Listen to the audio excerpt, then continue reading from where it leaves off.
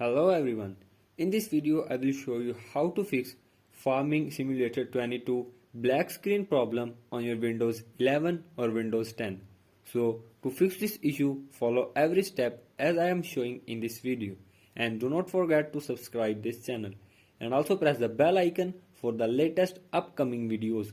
Hope so this will fix your problem and help you a lot.